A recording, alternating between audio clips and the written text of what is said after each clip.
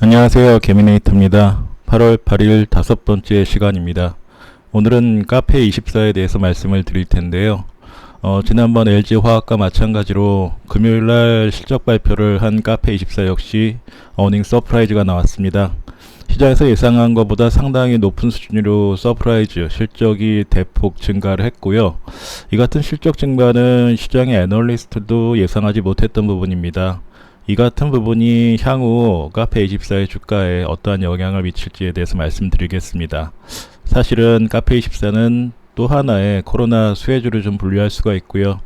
글로벌 시세 패턴의 변화에 있어서 카페24가 하나의 편승하는 그런 모습이 나올 수가 있기 때문에 좀 더 긴 안목으로 봐야 되는 종목이 아닌가 생각하고 있습니다. 그러면 실적부터 말씀을 드릴게요. EQ, 그러니까 2분기에 어닝 서프라이즈를 기록했습니다. 영업이익이 43억입니다. 이 같은 금액은 사실 시장의 컨센서스, 그러니까 애널리스트들이 생각했던 영업이익이 평균 한 7억에서 25억 정도로 예상했고요. 대부분이 적자는 아니고 소폭의 흑자 정도, 10억 미만의 영업이익이 나올 거라고 예상을 했습니다. 근데 지금 예상했던 예상치의 25억보다도 한 2배가 많은 43억 원이 지금 영업이익이 나왔고요. 1Q에는 사실 적자였어요. 근데 2Q에는 흑자 전환을 했고, 사실 이 같은 부분이 3Q와 4Q, 그러니까 하반기에도 흑자 전환의 추세가 연결될 수 있는 여건이 한 4가지 상황에서 지금 발생되고 있습니다. 첫 번째 이제 인건비 부분입니다. 사실은 카페24가 매출 원가가 없어요. 그냥 매출액이 나오고, 그 다음 판관 비용이 나오고, 그 다음 그것으로 인해서 끝납니다. 원가에 해당되는 부분이 다른 제조업체하고는 다릅니다. 이 회사는 그래서 인건비가 상당히 높다고 볼 수가 있는데요. 인건비 자체가 근데 2019년 인건비 상승률이 30%였어요. 근데 올해 들어와서 1분기에 17% 그리고 2분기에 14%로 계속적으로 하락하고 있습니다. 거기다가 인건비가 작년하고 비교했을 땐 절반 가까이 하락하고 있는 상황인데요. 이 같은 인건비의 상승률이 이제 꺾이고 있는 부분은 향후에 판관 비용의 하락을 갖다 연결시킬 수 있고 결과적으로 수익을 갖다 증가시킬 수 있는 하나의 기본적인 재무 개편의 신호를 볼 수가 있습니다. 두 번째 보시면요.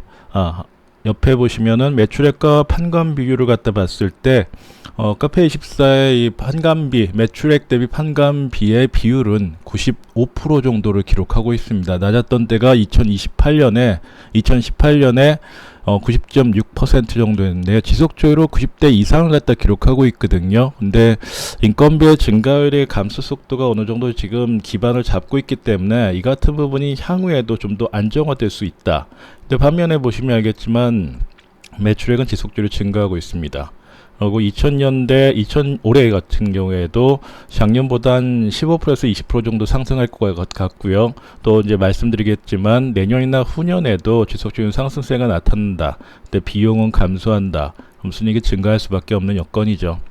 두 번째는요, 코로나19에 따라서 전자상거래 매출이 급증하고 있습니다. 이 같은 부분은 카페24도 마찬가지이기 때문에 가을철에 제2 코로나에 대한 우려가 지금 나타나고 있고, 또 코로나 말고도 지금 여름철 들어와서 장마가 기승을 부리고 있어가지고 사실은 전자상거래 매출이 계속적으로 증가하고 있습니다. 밖에 나가서 활동을 할 수 없기 때문인데요. 이 같은 부분도 긍정적으로 볼 수가 있습니다. 세 번째는 이제 해외 시장의 코리아 프리미엄이 지금 발생하고 있는데 기존의 한류하고는 좀 달라요. 최근에 블랙핑크가 나오면서 한복에 대한 유행이 탔고 한국에 이제 화장품이 좋다는 걸 알고 있는데 그 화장 기법과 그리고 패션 같은 경우에도 이제는 글로벌적으로 확산되면서 쫓아가고 있습니다. 이 같은 부분이 하나의 트렌드로 작업을 갖다 하고 있기 때문에 다른 온라인 전자상거래 업체와는 다르게 사실 카페24는 해외 매출 부분도 상당히 좀 증가하고 있는 모습이 많이 보이고 있고요. 네 번째로는 국내 시장 점유율입니다. 카페24의 점유율이 50% 정도를 확보하고 있어요. 40에서 50% 정도인데 이 같은 부분이 사실은 독보적인 부분에서 제가 계속 보고 있는 것은 시장 점유율이 가장 높은 기업들이 하나의 트렌드라든가 사업이라든가 새로운 사이클에 편승했을 때 그만큼 파괴력 있는 실적을 갖다 낼 수가 있습니다. 게다가 부채 비율도 50%, 유보율은 2375%를 갖다가 갖고 있는 재무구조도 안정적이기 때문에 이 같은 부분이 지금 시장에서 좀 간과하는 부분이 있죠. 앞서 세 가지가 좀 간과되고 있는 부분이고, 기본적으로 확보하고 있는 부분이 네 번째 조건인데요. 이것들이 믹싱이 돼 가지고 하반기에 좀 더 카페24의 재무구조라든가 실적에 좀 더 많은 긍정적인 영향을 미칠 수가 있다 볼 수 있습니다.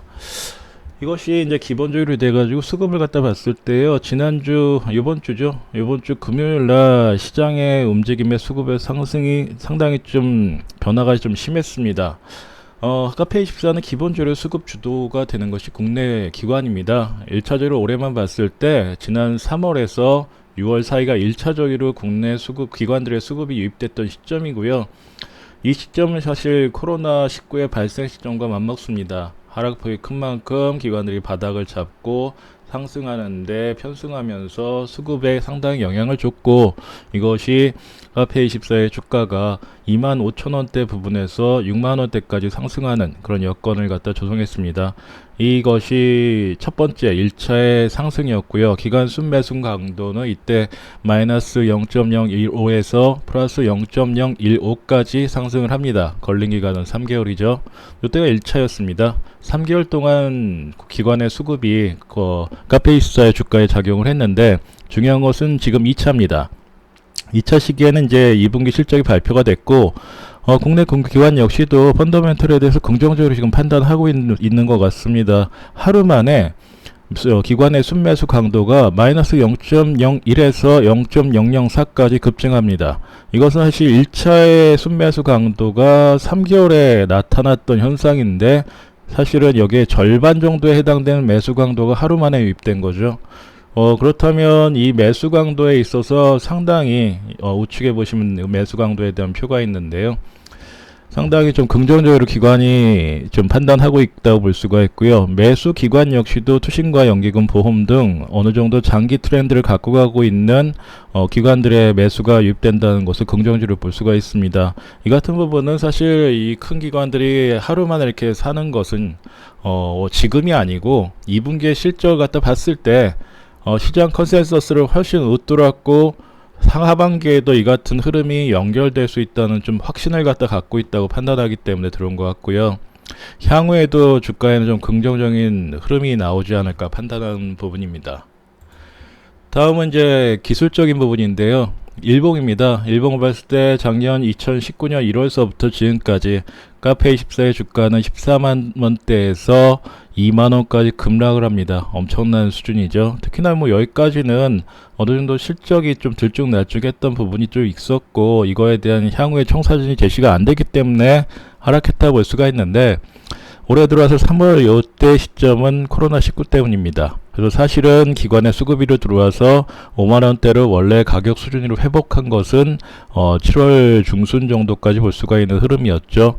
근데 8월 들어와서 갑자기 급등하면서 7만원대 부분, 어저께 이제 종가가 66,000원에 끝났으니까요. 대량 거래가 유입이 됐습니다. 전체를 봤을 때 장기 편서를 사실 건드리지 않고 꾸준히 갔습니다. 가다가 요번에 이제 2-3개월 안에 자리를 갖다가 잡는 모습이 좀 형성이 됐었는데, 이 같은 흐름 자체는 굉장히 이뻐요. 차트 자체가 좀 이쁘고, 또 집중적인 거래량이 터진 구간도 매집형으로 봤을 때 최근 3-4개월에 충분히 지금 형성이 되고 있는 상황이고, 또 매집했던 기관이 국내 연기금이나 투신 쪽을 갖다가 형성하는 기관들이 주 매수 그런 집단으로 좀 자리를 하고 있기 때문에, 이 집단들이 바로 갖다 주가가 지금 어느 정도 올라갔다고 나갈 수 있는 상황은 아닙니다. 오히려 지금 여기까지 어저께까지의 흐름도 매집형이라고 볼 수 있어요. 매집봉 자체도 크게 두 번이 지금 형성이 되고 있기 때문에 이게 사실 N자형 반등의 초기 국면이라고 볼 수 있습니다. 여기 1차 같은 경우에 상승세는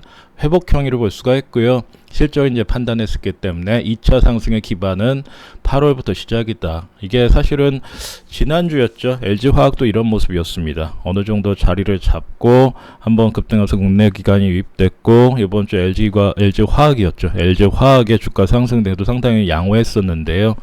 이번에도 카페24가 LG화학과 상당히 비슷한 모습과 조건을 형성하고 있다고 볼 수 있습니다. 그래서 기술적으로도 상당히 좀 양호하다 볼 수 있고요. 다음엔 펀더멘탈 부분입니다.